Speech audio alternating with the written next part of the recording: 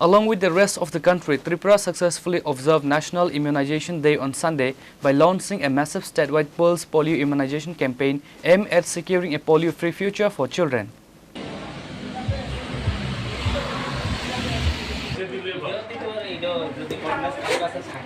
Immunization Day উপলক্ষে Pulse Polio আজ আনুষ্ঠানিক রাজ্যভিত্তিক Pulse Polio কর্মসূচি সরকার RC Sarkar Director of Family Welfare and Preventive Medicine Government of Tripura. The state-level program was inaugurated at the Boshim Bubanban Urban Primary Health Center in West Tripura, while another major drive commenced at the Jagannath Bari Ayushman Arogya Mandir under Ward number 20. কিছু কিছু দেশে এখনো পোলিওমাইলাইটিস আছে ধরা পড়ে, যেমন পাকিস্তান, আফগানিস্তান, এক দুটা কেস অথবা বাংলাদেশও আছে।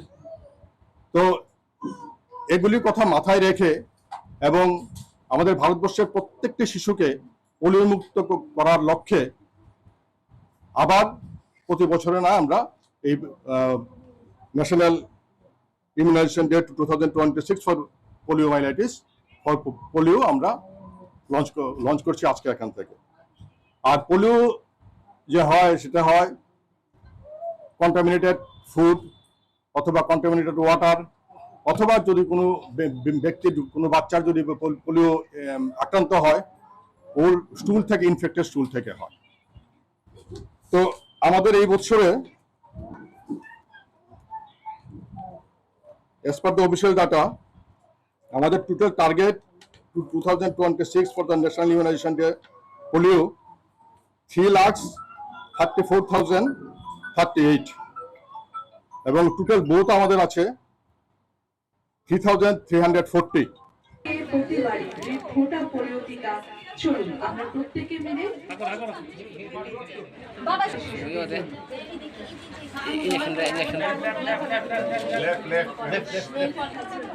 যারা সুবিধাভোগীরা রয়েছে অর্থাৎ 0 থেকে 5 বছর বয়সী শিশুদের একে একে vaccine. Reported by Amit and Narayan from Agartala, Chini, Khorang.